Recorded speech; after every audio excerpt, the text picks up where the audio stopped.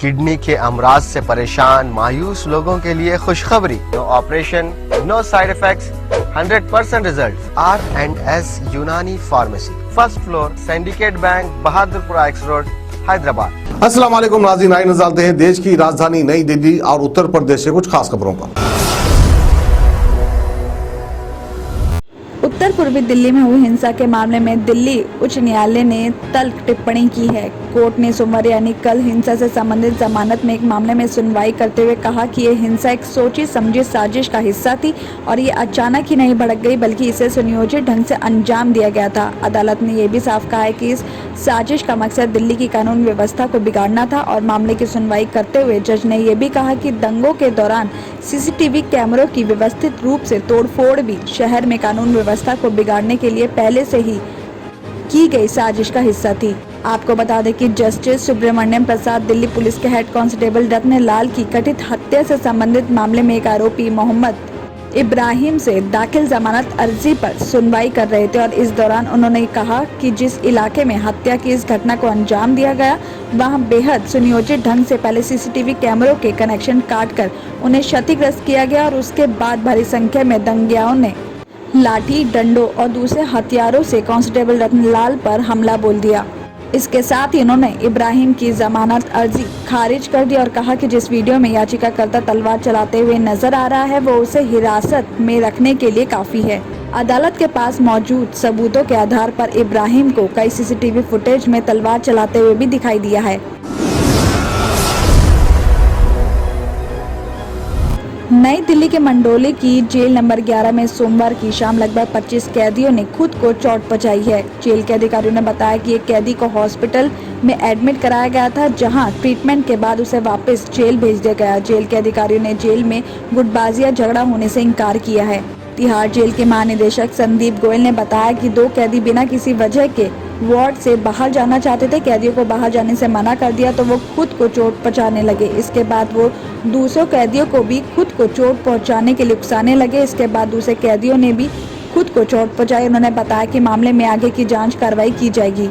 बताया जा रहा है कि मंडोली जेल में कैदियों ने खुद को नुकसान पहुंचाने का ये पहला मामला नहीं है। इससे पहले पिछले महीने ही 25 कैदियों ने खुद को जेल के अंदर टाइल्स और दूसरी नुकीली चीजों से खुद को घायल किया था। तब इन्होंने जेल कर्मी और दूसरे कैदियों पर आरोप लगाया था कि इन लोगों ने उन पर हमला करके उनकी हत्या करने की कोशिश की है, लेकिन वहां लगे सीसीटीवी कैमरों ने उनकी पोल खोल कर रख दी थी। और उस मामले में भी जेल अधिकारियों ने बताया था कि कैदी वार्ड में घूमने के लिए परमिशन मांग रहे थे, जिसके लिए मना कर दिया गया था। जेल अधिकारियों ने यह भी बताया कि तय समय के बाद के वार्ड में टहलने के लिए नहीं दिया जाता, लेकिन ये कैदी नियम तोड़ना चाहते थे। मना करने पर उन्होंने हुड़दंग मचाना शुरू कर दिया और खुद को नुकसान पहुंचाने लगे।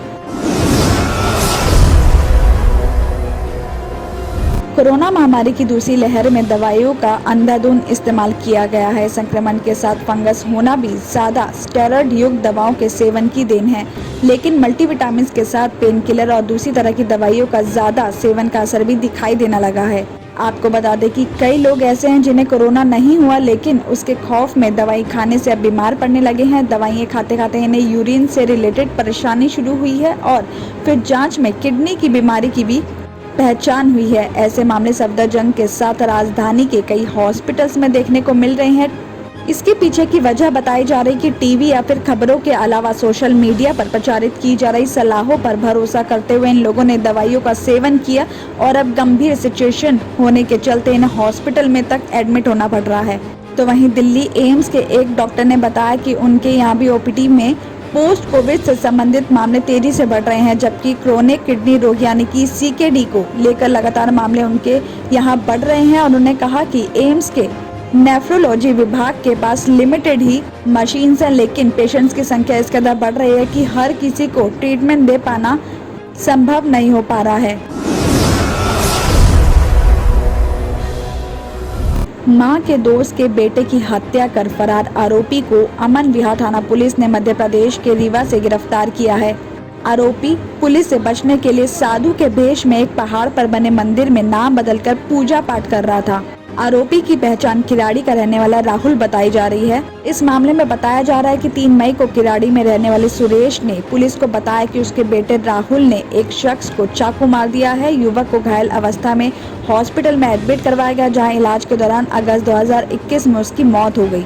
मृतक का नाम विकास है, जो सुरेश के मित्र का बेटा था, जो 1 साल से महिला के साथ ही रहता था। पुलिस ने आरोपी के रिश्तेदारों, घर वालों और दोस्त से पूछताछ की और उनके मोबाइल की CDR को भी खंगाला। जांच के दौरान पता चला कि राहुल 2 मोबाइल नंबर यूज कर रहा था, जिसे बाद में उसने बंद कर दिया था। इन मोबाइल नंबर की लोकेशन हरियाणा, यूपी और MP में आ रही थी। पुलिस की एक टीम प्रयागराज गई, जहाँ पता चला कि मोबाइल का यूज एक साधु कर रहा था। पुलिस ने साधु का फोटो लिया, जिसका हुलिया राहुल से मिल रहा था। प्रयागराज में उसकी तलाश के दौरान कई लोगों से पूछताछ में पता चला कि वो रीवा में किसी मंदिर में रहता है। पुलिस वहां पहुंची और उसे गिरफ्तार कर लिया। बताया जा रहा है कि वो करणगिरी महाराज के नाम से हुलिया बदलकर वहां रह रहा था। किडनी के अमराज से परेशान मायूस लोगों के लिए खुशखबरी। R&S यूनानी फार्मेसी किडनी और गॉल ब्लैडर स्टोन के खात्मे का जरिया। अब UNI स्टोन कैप्सूल्स के जरिए खात्मा कीजिए। No operation, no side effects, 100% result. सिर्फ UNI स्टोन कैप्सूल से मुस्तहिक लोगों के लिए खुसूसी रियायत। फिर से पथरी न होने का मुकम्मल इलाज। दर्द, कॉन्स्टिपेशन और पुराने कब्ज से निजात पाइए। आज ही तशरीफ लाएं। R&S Unani pharmacy, 1st floor, Syndicate Bank, Bahadurpura X road, Hyderabad.